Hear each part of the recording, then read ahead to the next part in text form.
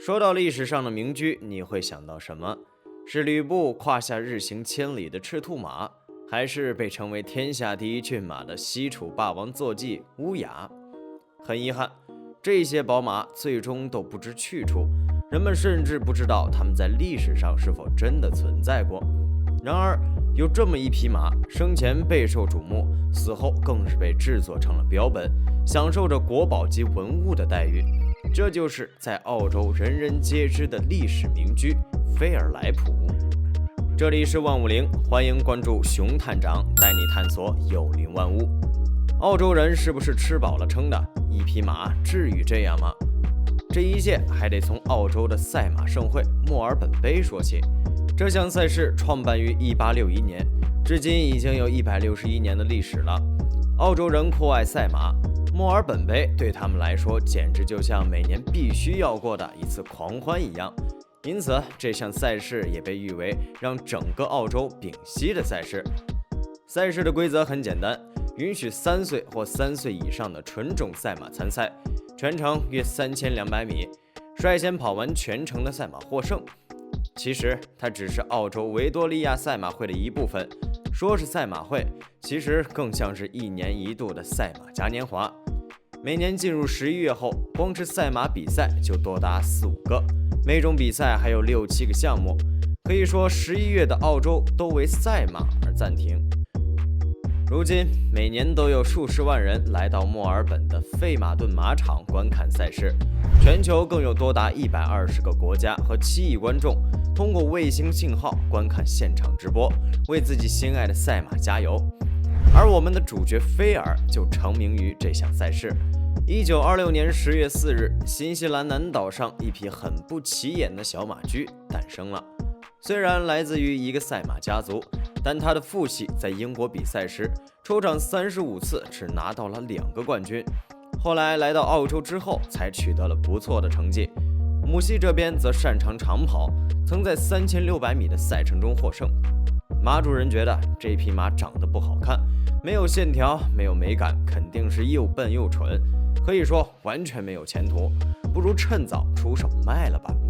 于是，在1928年，美国商人戴维斯却觉得这匹马很有前途，于是，在拍卖会上拍下了它，并把它交给悉尼著名的驯马师哈里·特尔福德进行训练。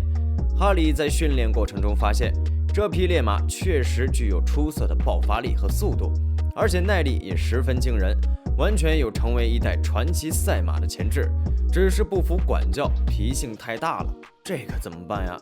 于是他找来戴维斯，两人一合计，也没别的招了，删了吧。于是就对菲尔实施了阉割手术。1929年2月，菲尔终于在玫瑰港马场迎来了自己职业生涯的第一场比赛。您还别说，这匹马还真不错，当即拿了个第一，只不过是倒数第一。驯马师当时觉得没啥，毕竟初登大舞台得有个适应的过程。哪知接下来3场比赛是一场比一场惨，一个失败接着一个失败，气得戴维斯大骂哈里是骗子，就你这还名驹呢，整个一懒驴上磨呀。金主生气了，哈里也没办法，得了，干脆孤注一掷吧，再重回处女赛吧，行就行，不行趁早把马卖了。于是在1929年4月，菲尔重回处女马赛，这回他还真争气，以半个马身位的领先优势拿到了职业生涯的首个冠军。哈里这下高兴坏了，菲尔的成功至少有自己驯马的一半功劳，自己总算没看走眼，多年努力的栽培终于没有白费。之后的日子里，菲尔可谓是节节高升，先是在玫瑰港拿下桂冠，紧接着在澳洲德比、加云顿以及维多利亚德比取得了3连胜，可谓是平步青云呢。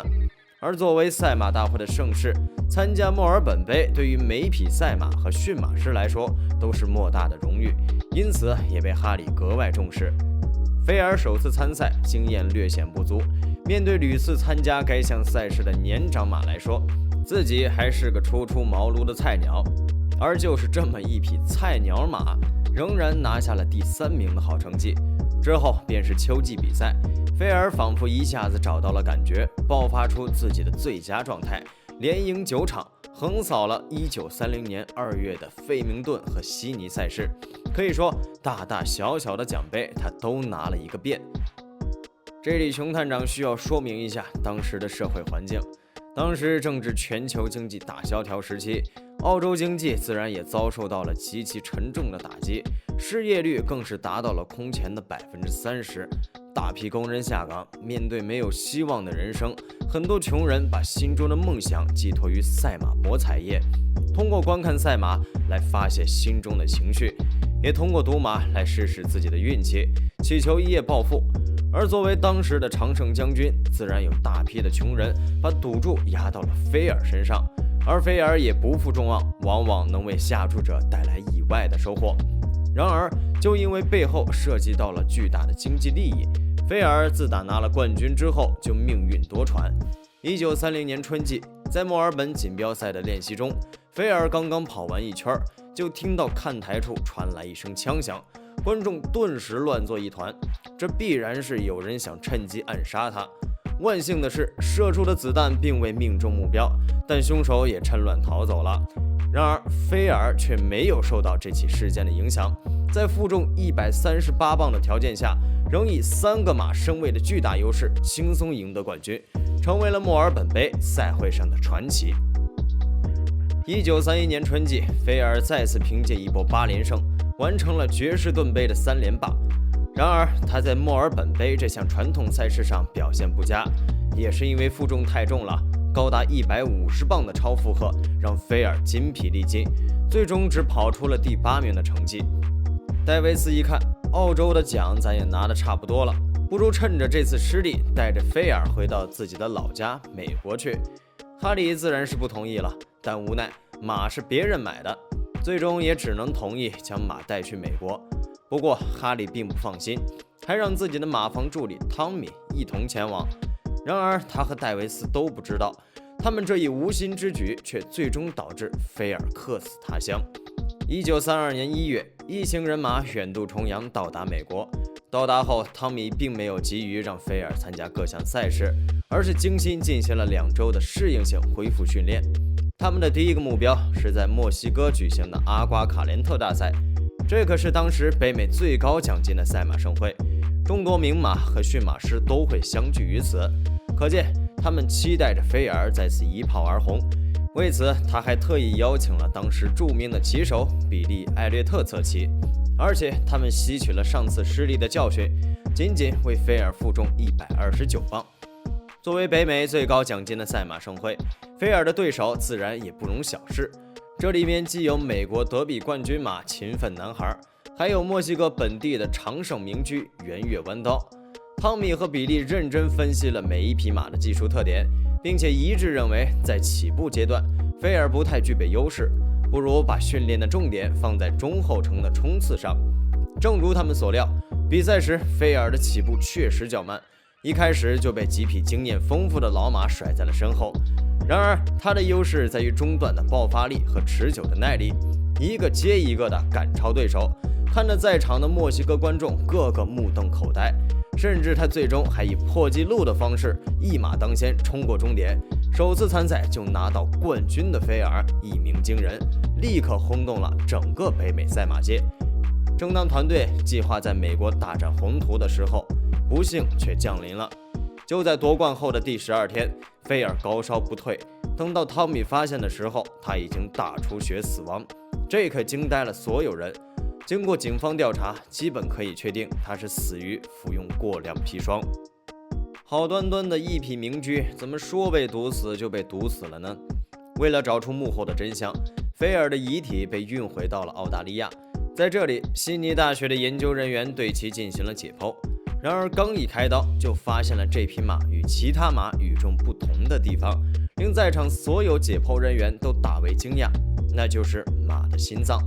一般马的心脏重量也就是6到7斤，眼前这颗心脏居然重达了12.7斤。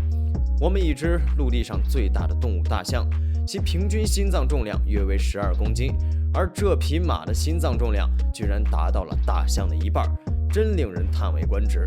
怪不得它有如此惊人的爆发力和耐力了。这就像头文字 D 中藤原拓海的 Toyota AE86 装上了直列式4气缸 DOHC 20 Valve， 瞬间所向披靡一样。拥有如此大心脏的菲尔才能在赛场上展现不俗的实力。为了了解这匹马为什么会有如此强壮的心脏，调查人员特意查阅了他的家族史，一直往上又倒腾了100年，追溯到了18世纪中叶的一匹英国赛马。他和菲尔有着一样巨大的心脏，而且在参加的18场比赛中全部夺冠。他的良好基因也因此一代代的被传承了下来，直到菲尔这一代再次达到巅峰。只可惜菲尔还没来得及取得更加辉煌的战绩就被毒死了，到底是被人下毒了呢，还是误食呢？令人遗憾的是，以当时的刑侦手段和科技水平，最终也没有查出个所以然来。当然，结合30年代美国当时的社会背景，黑道猖獗、暴力犯罪、毒品、暗杀屡见不鲜，而赛马业又直接和赌博业有着密切的关联。正所谓强龙不压地头蛇，菲尔作为一个外来户，在北美赛场上大放异彩，自然会触动了当地诸多赌博集团和黑道老大的利益。我们完全有理由相信，菲尔是被黑帮毒死的。马虽然死了，可接下来的风波却并未平息。首先就是这匹名马的归属权问题。新西兰人说了，菲尔本来就是我们新西兰培育的种马，它的归属权应该属于我们新西兰。新西兰这么说倒也没啥问题，毕竟菲尔的出生地就是在新西兰。按照赛马界的规矩，哪儿出生的赛马就应该归属哪儿。可是澳洲人不干了，他们提出质疑，这匹马养啊、喂啊、培育、训练全是在我们澳洲，拿得所有大奖也几乎全是在我们澳洲赢来的，跟你们新西兰有毛关系啊？你们这叫见荣誉就上，送你们4个大字：臭不要脸！两边争的是面红耳赤。后来两国元首高层一看，这也不叫个事儿啊，为了一匹马，咱们怎么着，两国还要动刀动枪不成？于是两国经过最终协商，是各退一步。他们把菲尔的骨骼制作成了标本，存放在了新西兰惠宁顿国家博物馆里，而刚才说的大心脏则是由澳洲国家博物馆保存。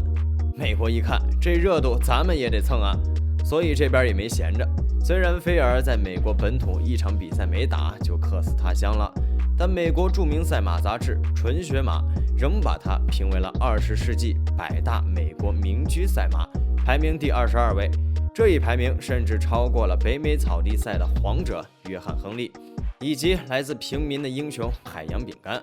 这才真叫厚颜无耻呢！明明菲尔就是美国人害死的，你们还大言不惭地把他评为美国名驹赛马，真会往自己脸上贴金。1983年，澳洲特意拍摄了以菲尔为主题的赛马电影。虽然事情过去了半个世纪，但这匹名驹的故事仍然吸引了大批澳洲人前往影院观看。可以说，影片上映之际是场场爆满啊！菲尔的一生参加了51场比赛，获得了37个冠军头衔，另外还有3次亚军、2次季军的好成绩，包括墨西哥北美一战，共赢得了高达66738的澳洲镑。也正是因为战绩显赫，进入21世纪后，澳洲及新西兰赛马殿堂成立的时候，几乎毫无争议的就把这匹马选为了殿堂马，可谓是镇店之宝。后来更是在2007年升级成为了一代传奇马。如果不看赛马的赌博性质，赛马本身勇于拼搏、逆流而上的姿态，倒可以称得上是一种勇往直前、积极向上的精神。尤其是菲尔所在的那个特殊年代，他们为无数人面对残酷生活提供了动力，而他的故事也被澳洲人一代接一代的传颂，并流传到了海外，成就了世界赛马史上的一段传奇。非常感谢您看完本期万物灵，欢迎点赞、评论加关注，您的关注是熊探长探秘的最大动力。